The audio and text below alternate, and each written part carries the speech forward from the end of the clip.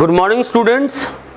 हम लोग आज सॉलिड स्टेट चैप्टर स्टार्ट कर रहे हैं। ऑर्गेनिक अभी स्टार्ट हुआ है, लेकिन बहुत बच्चों का डिमांड आ रहा है सॉलिड स्टेट का भी, तो एक दिन सॉलिड स्टेट का वीडियो आएगा और एक दिन ऑर्गेनिक का। तो सॉलिड स्टेट में सबसे पहले तो कॉपी पे हेडिंग दे दीजिए आप solid state,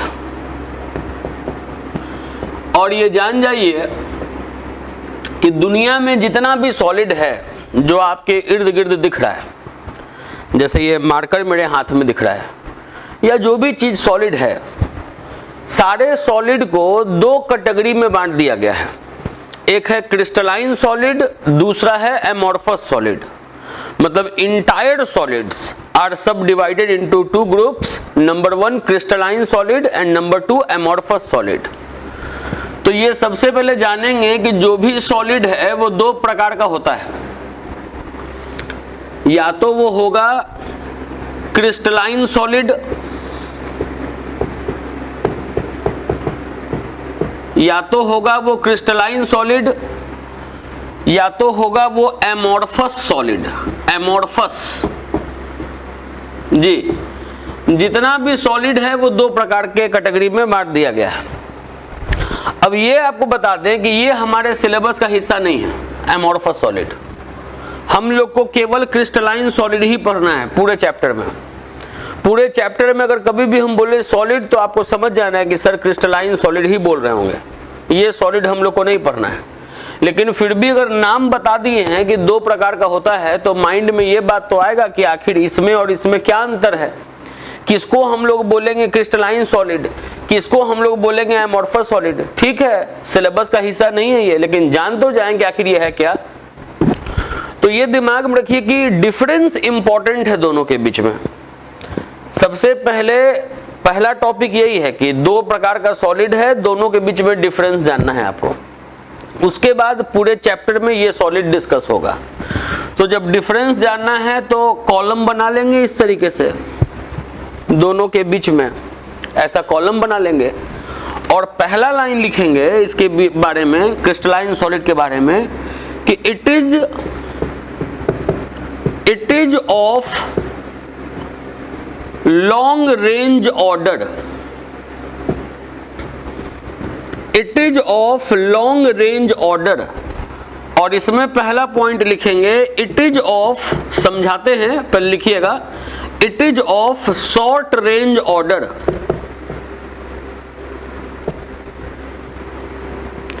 long range order, short range order. ये है लॉन्ग रेंज ऑर्डर का सॉलिड, ये है शॉर्ट रेंज ऑर्डर का सॉलिड। इसका मतलब हम समझाते हैं।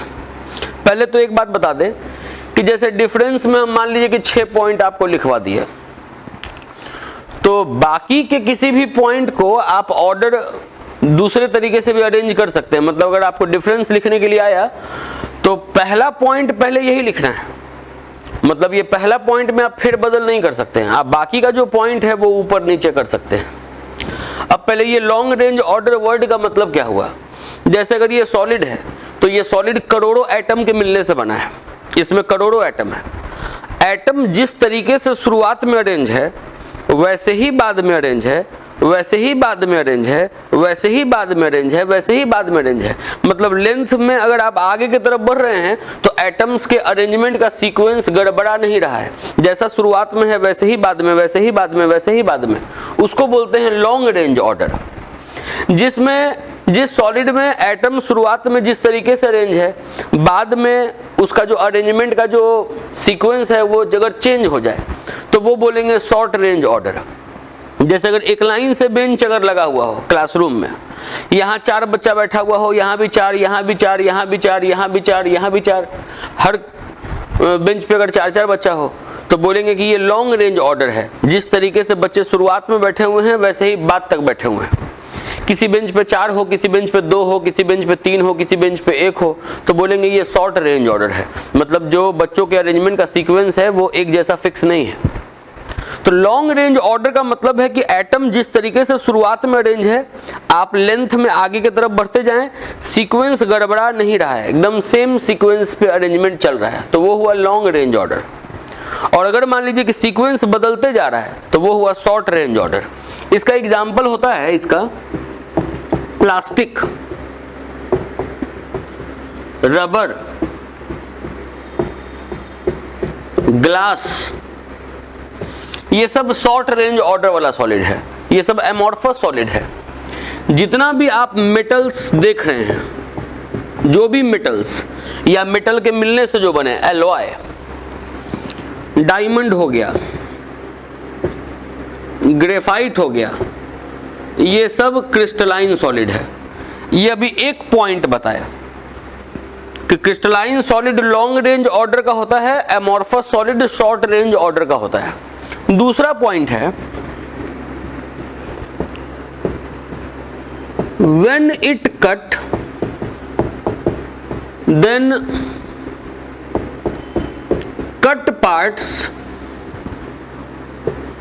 are smooth। कोई भी क्रिस्टलाइन सॉलिड है, अगर क्रिस्टलाइन सॉलिड है ये, इसको अगर आप काटिएगा तो आप देखिएगा कि कटा हुआ जो हिस्सा है वो स्मूथ होगा, कटा हुआ हिस्सा स्मूथ होगा, चिकना होगा। लेकिन अगर आप किसी एमॉर्फस सॉलिड को काटिएगा तो जो कटा हुआ हिस्सा है वो इर्रेगुलर होगा। When it cut then cut parts are irregular।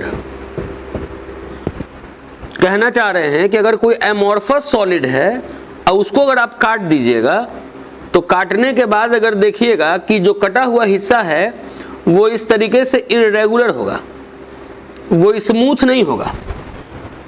ये सेकंड पॉइंट ऑफ डिफरेंस हुआ। फिर आगे जानेंगे थर्ड पॉइंट में।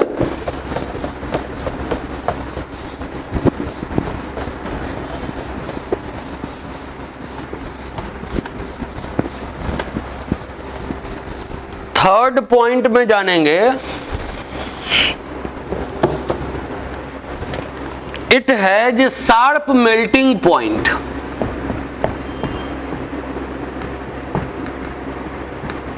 It has sharp melting point.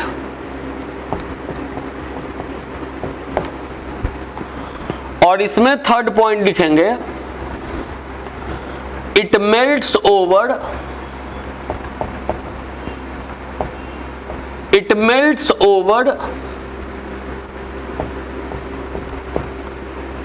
range of temperature। it melts over range of temperature। जैसे मेरा बात समझिए, अगर कोई क्रिस्टलाइन सॉलिड है तो उसका मेल्टिंग पॉइंट इस तरीके से देगा, एक टेम्परेचर दे देगा, जैसे मान लीजिए दे दिया 1421 केल्विन, कि इतना पर मेल्ट करेगा तो करेगा। शार्प का मतलब होता है fix. It has sharp melting point, मतलब इसका एक फिक्स मेल्टिंग पॉइंट है, कोई भी एक फिक्स टेम्परेचर देगा कि इतना पर ये मेल्ट करेगा तो करेगा। लेकिन जो भी एमॉर्फस सॉलिड है उसका एक फिक्स मेल्टिंग पॉइंट नहीं होगा, उसका मेल्टिंग पॉइंट आपको इस तरीके से देगा कि 120 से 124 केल्विन, कि यहां से यहां तक के बीच में कोई एक टेम्परेचर पर वो मेल्ट कर जाएगा। दो टेम्परेचर दे देगा कि ये रेंज है इसके मेल्टिंग पॉइंट का।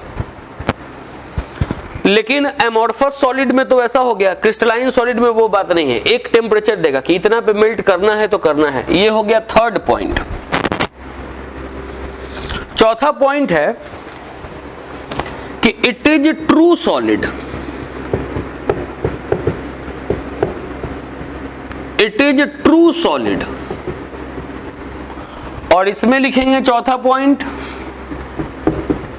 कि इट इज स्यूडो सॉलिड। सबसे पहले ट्रू का मतलब तो होता है सच्चा, और स्यूडो का मतलब होता है झूठा, फॉल्स। ये सच्चा सॉलिड है, ये झूठा सॉलिड है। अब कोई बोलेगा अरे झूठा सॉलिड मतलब ये सब क्या झूठ बोलेगा? तो झूठ बोलना सच बोलना यहां नहीं है। ट्रू सॉलिड कहने का मतलब है कि that is it does not have flowing tendency. इसमें कोई फ्लोइंग टेंडेंसी नहीं है। मतलब अगर आप किसी ट्रू सॉलिड को जैसे कोई भी क्रिस्टलाइन सॉलिड को, जैसे सिक्का है, कॉइन्स जो होता है कोई भी मेटल वाला, तो अगर आप कॉइन्स को अगर यहाँ पे छोड़ दें और यहाँ छोड़ के आप यहाँ से चले जाएं, अब आप गुजर गए, आपके बाद का जनरेशन गुजर गया, उसके बाद का जनरेशन गुजर गया, कोई 500-600 साल के बाद भी अगर आएगा इन जगहों पर, तो हो सकता है कि ये बिल्डिंग खत्म हो जाए, लेकिन यहाँ जो कॉइन्स है वो एकदम ज्यों का त्यों रहेगा। मतलब ऐसा नहीं है कि कॉइन्स आपस में सट के क्लम्प्स बना लेगा, ऐसा नहीं है। कॉइन्स जैसे है अलग अलग एकदम उस तरीके से ही दिखेगा। लेकिन जो भी ये होता है एमॉर्फस सॉलिड, वो स्यूडो सॉलिड होता है। स्यूडो सॉलिड मतलब it has flowing tendency, it has flowing tendency. आप ऐसे सोचिए, इंस्ट्रूमेंट बॉक्स में अगर स्केल के ऊपर अगर इरेजर रख के छोड़ देते हैं तो कुछ दिन के बाद वो इरेजर स्केल से चिपक जाता है। तो इरेजर स्केल से क्यों चिपक गया? क्योंकि इरेजर में फ्लोइंग टेंडेंसी है, रबर में फ्लोइंग टेंडेंसी है, इसीलिए वो चिपक गया सरफेस से। आप अगर किचन का अगर बात करिए, किचन में अगर मान लीजिए कि प्लास्टिक का अगर मसाले का डब्बा है और कोई डब्बा अगर बहुत दिन तक अगर यूज नहीं किया जाए और उसके बाद अगर आप उसको उठाइएगा तो लगेगा कि वो सरफेस से चिपक सा गया है, क्योंकि प्लास्टिक में भी फ्लोइंग टेंडेंसी होता है, वो धीरे धीरे फ्लो कर रहा है। अब फ्लो करते करते करते करते ये सरफेस जो है उसको वो पकड़ लिया है। अगर कोई तस्वीर देखिए आप, कोई तस्वीर अगर लगा हुआ रहेगा और उसमें अगर ग्लास का अगर फ्रेम लगा हुआ है तो शुरुआत में जब एकदम वो तस्वीर नया होता है तो एकदम ट्रांसपेरेंट होता है, आर पार खूब बढ़िया दिखता है। लेकिन अगर बहुत पुराना अगर ग्लास हो जाएगा तो बहुत पुराना जब ग्लास हो जाएगा तो फिर वो ट्रांसपेरेंट नहीं रहेगा, वो मिल्की हो जाएगा। ये क्वेश्चन भी आता है कि why old glass objects become milky. कारण यही है कि वो एमॉर्फस सॉलिड है, वो धीरे धीरे फ्लो कर रहा है, फ्लो करेगा, उसका लेयर शिफ्ट हो जाएगा तो ट्रांसपेरेंसी खत्म हो जाएगा।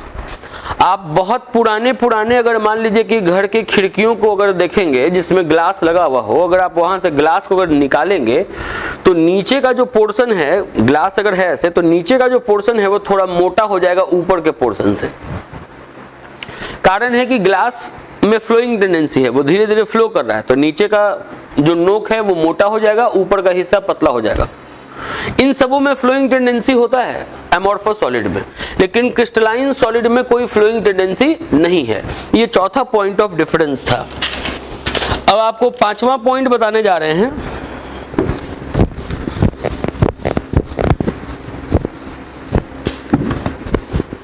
पांचवा पॉइंट जो है वो पहले पॉइंट से रिलेटेड है।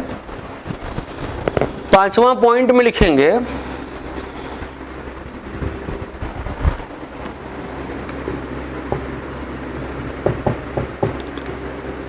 It has fixed geometry.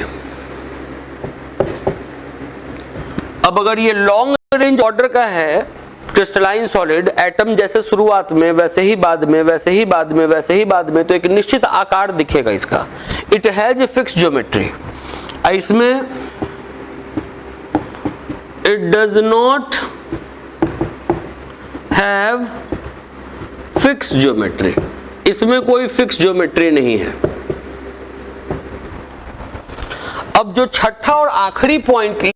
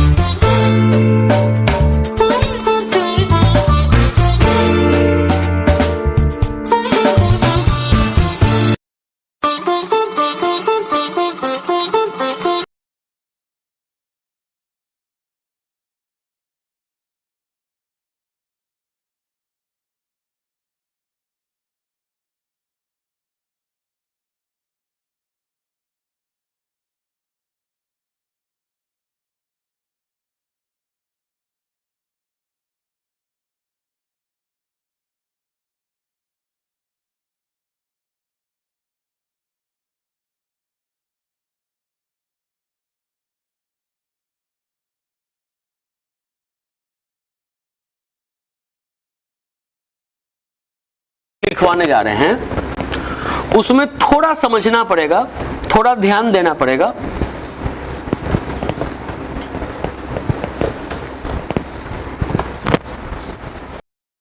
Six number point crystalline solid की तरफ लिखना है कि ये एनिसोट्रॉपिक नेचर का है, और एमॉर्फस सॉलिड की तरफ लिखना है कि वो आइसोट्रॉपिक नेचर का है।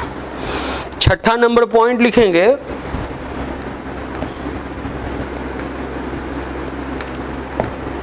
It is anisotropic in nature, और इसमें लिखेंगे छठा point it is isotropic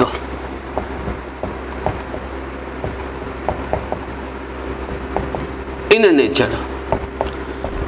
crystalline solid में लिखेंगे कि वो एनिसोट्रॉपिक नेचर का है, और एमॉर्फस सॉलिड में आइसोट्रॉपिक नेचर का है। ऐसे तो बहुत जगह बच्चों को सीधे ये बोल दिया जाता है कि चलो ये पॉइंट ऐसे ही याद कर लो कि ये एनिसोट्रॉपिक है, ये आइसोट्रॉपिक है, लेकिन थोड़ा आपको इसमें हम समझा दे रहे हैं। पहले ये जान जाइए कि ये जो एनिसो वर्ड है, एनिसो वर्ड का मतलब होता है डिफरेंट, और ये जो वर्ड आइसो है, आइसो वर्ड का मतलब होता है सिमिलर। अगर मान लीजिए कि कोई क्रिस्टलाइन सॉलिड को अगर हम बनाएं, जैसे क्रिस्टलाइन सॉलिड के एटम्स के अरेंजमेंट को अगर हम बना रहे हैं, कोई क्रिस्टलाइन सॉलिड है, उसके एटम्स के अरेंजमेंट को हम बनाने जा रहे हैं। अभी आप केवल ध्यान से देखें, थोड़ा ये टाइम टेकिंग है, मतलब इसमें सॉलिड स्टेट में थोड़ा समय लगना है, क्योंकि चीज़ों को बड़ा धीरे धीरे एकदम आराम से समझाना होता है। अगर हड़बड़ाएंगे तो फिर चीज़ समझ में नहीं आएगा। आप मेरे एकदम सामने तो बैठे हुए हैं नहीं कि आप तुरंत पूछ लें, सामने भी बैठने का समय अब जस्ट आने ही वाला है।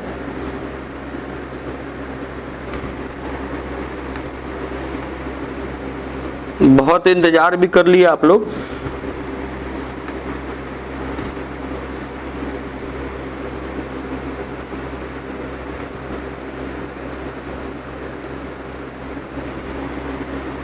कोई पूछे कि सर आप ये जो अरेंजमेंट बना रहे हो, कैसे कह रहे हो कि ये क्रिस्टलाइन सॉलिड का बना रहे हैं?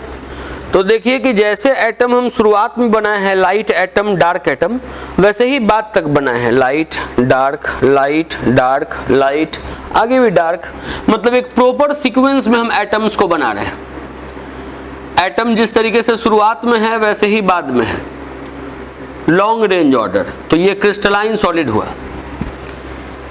तो क्रिस्टलाइन सॉलिड में क्या होता है कि कोई कोई प्रॉपर्टी, जैसे रिफ्रैक्टिव इंडेक्स पढ़े होंगे क्लास 10th में कि ratio of sine of angle of incidence by sine of angle of refraction is refractive index. तो बोले कि कोई कोई प्रॉपर्टी जैसे रिफ्रैक्टिव इंडेक्स, अगर आप इस एक्सिस के तरफ अगर मेजर कर रहे हैं तो रिफ्रैक्टिव इंडेक्स का अगर कोई वैल्यू आ रहा है, अगर आप एक्सिस बदल के अगर उसको मेजर करेंगे, अगर आप एक्सिस बदल के अगर उसको मेजर करेंगे तो रिफ्रैक्टिव इंडेक्स का वैल्यू कुछ और आएगा। यहां पर थोड़ा ये लाइन सीधा नहीं गया,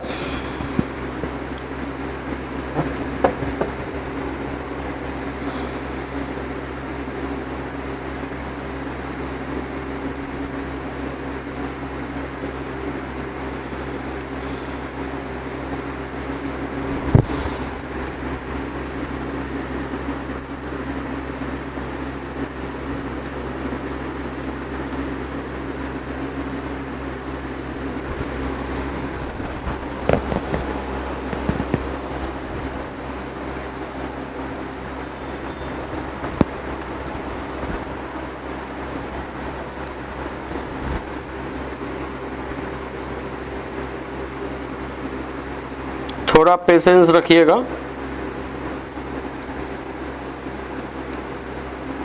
हाँ, तो बता रहे थे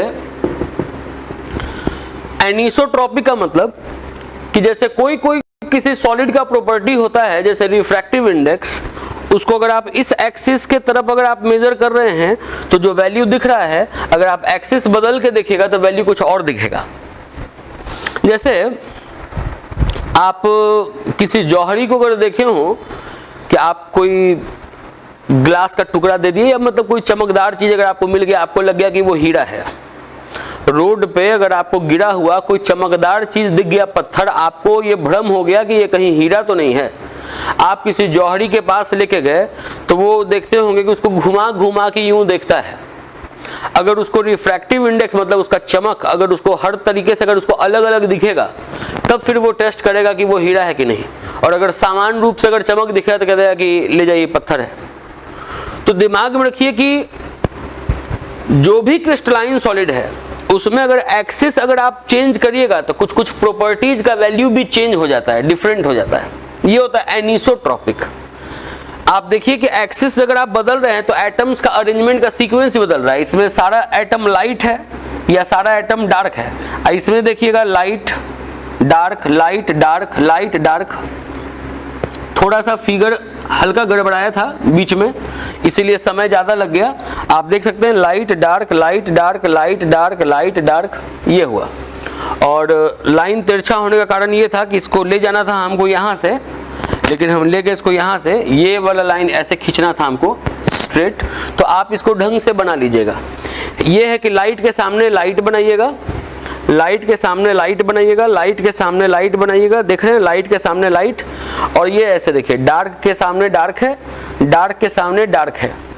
एनिसोट्रॉपिक का मतलब हुआ कि there are some properties whose value is different when measured along different axes।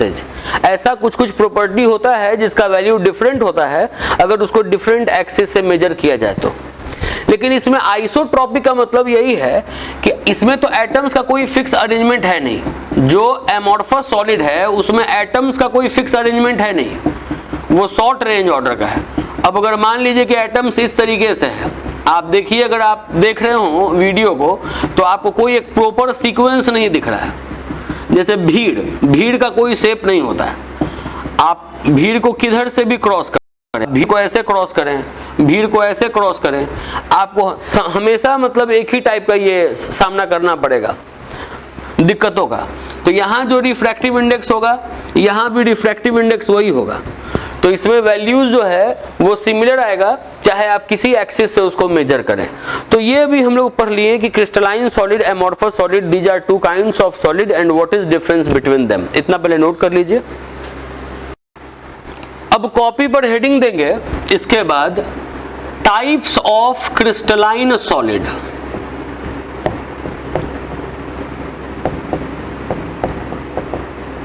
Types of crystalline solid. Crystalline solid कितने प्रकार का है? पहले तो बताएं कि सॉलिड दो प्रकार का है, क्रिस्टलाइन और एमॉर्फस। और अब पढ़ाने जा रहे हैं कि क्रिस्टलाइन सॉलिड कितने प्रकार का है। क्रिस्टलाइन सॉलिड 4 प्रकार का है। एक हुआ पहला आयोनिक सॉलिड, पहला हुआ आयनिक सॉलिड। दूसरा हुआ मेटेलिक सॉलिड।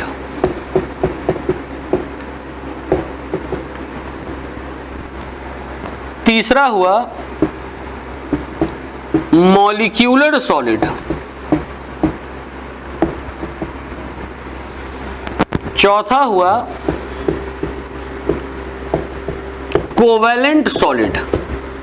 इसी को बोलते हैं नेटवर्क सॉलिड, इसी को बोलते हैं एटॉमिक सॉलिड। अगर नहीं दिख रहा हो तो यहां बोल दें, अगर कैमरा से अगर ये कट रहा हो तो यहां एटॉमिक लिखा हुआ है, एटॉमिक सॉलिड। दिमाग में रखें कि सॉलिड जो है, क्रिस्टलाइन सॉलिड जो है वो 4 प्रकार का होता है। आयनिक solid, metallic solid, molecular solid, covalent solid. Covalent solid का ही दूसरा नाम है नेटवर्क सॉलिड, इसी का दूसरा नाम है एटॉमिक सॉलिड। ये सब भी इंपॉर्टेंट है, 1 नंबर में ये सब भी कभी कभार पूछ चुका है कि कोवैलेंट सॉलिड का अनदर नेम बताइए, तो आपको बताना होगा नेटवर्क सॉलिड, एटॉमिक सॉलिड। उसके बाद ये जो मॉलिक्यूलर सॉलिड देख रहे हैं, ये मॉलिक्यूलर सॉलिड भी तीन प्रकार का होता है। एक होता है नॉन पोलर मॉलिक्यूलर सॉलिड, एक होता है पोलर मॉलिक्यूलर सॉलिड, एक होता है हाइड्रोजन बॉन्डेड मॉलिक्यूलर सॉलिड। अब देखिए एक बात आपको बताएं, एक तो अभी इंपॉर्टेंट चीज पढ़े कि सॉलिड दो प्रकार का है, क्रिस्टलाइन सॉलिड, एमोर्फस सॉलिड। आपको क्या जानना है तो दोनों के बीच में डिफरेंस एकदम याद कर लीजिएगा, 6 पॉइंट लिख के याद कर लीजिएगा। उसके बाद ये जो आप पढ़ने जा रहे हैं टाइप्स ऑफ क्रिस्टलाइन सॉलिड, इससे अगर क्वेश्चन आएगा तो 1 नंबर का क्वेश्चन आ सकता है कि what are different types of molecular solid, right another name of covalent solid, या इसको भी डिटेल में थोड़ा पढ़ाएंगे, उसके अंदर से क्वेश्चन आएगा। इसको डिटेल में पढ़ाएंगे, इनको डिटेल में पढ़ाएंगे, इनको डिटेल में पढ़ाएंगे, तो इससे अंदर से क्वेश्चन आएगा। 1 नंबर का ये इंपॉर्टेंट टॉपिक है, 1 नंबर का। तो अभी हम इसको डिटेल में पढ़ाने जा रहे हैं। जैसे ही हम पढ़ा देंगे तो उसके बाद फिर आपको क्वेश्चन बताएंगे कि कौन कौन सा क्वेश्चन आ सकता है। तो पहले तो ये आपको बता दिए कि क्रिस्टलाइन सॉलिड का इतना टाइप है। अब ये सबसे पहला टाइप डिस्कस करने जा रहे हैं, आयनिक सॉलिड। कॉपी पर अब हेडिंग दे देना है आयोनिक सॉलिड।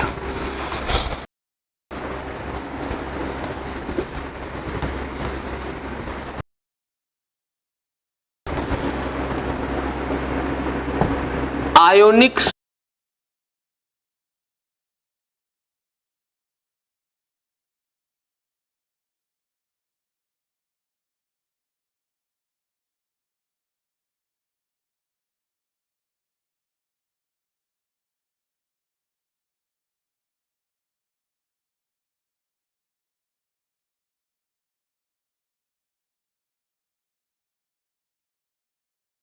सॉलिड। सबसे पहले तो एग्जाम्पल बता दे रहे हैं आयनिक सॉलिड का। कोई भी कंपाउंड जो आयन के मिलने से बना है, जैसे NaCl, MgCl2, अमोनियम फॉस्फेट, जो भी आयनिक कंपाउंड है वो आयनिक सॉलिड हो गया।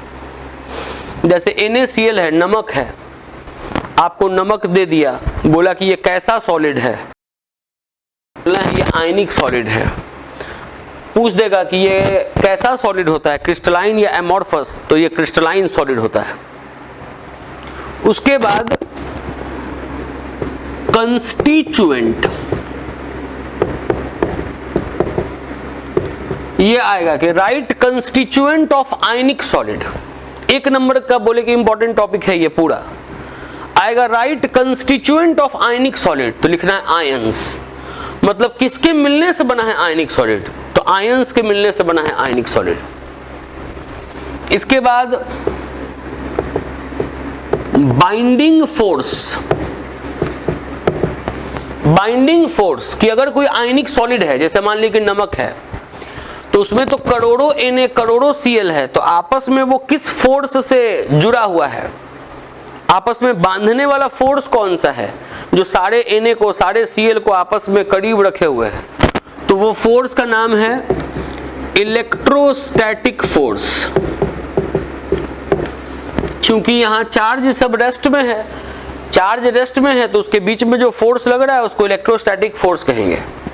और वो फोर्स मेजर करने का तरीका कूलम साहब बताए थे, तो इसीलिए इस फोर्स का नाम है कूलम्बिक फोर्स भी।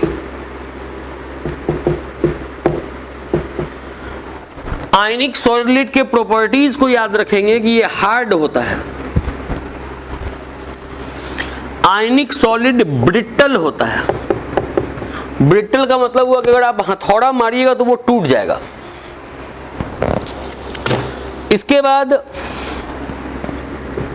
ये बैड कंडक्टर ऑफ इलेक्ट्रिसिटी है।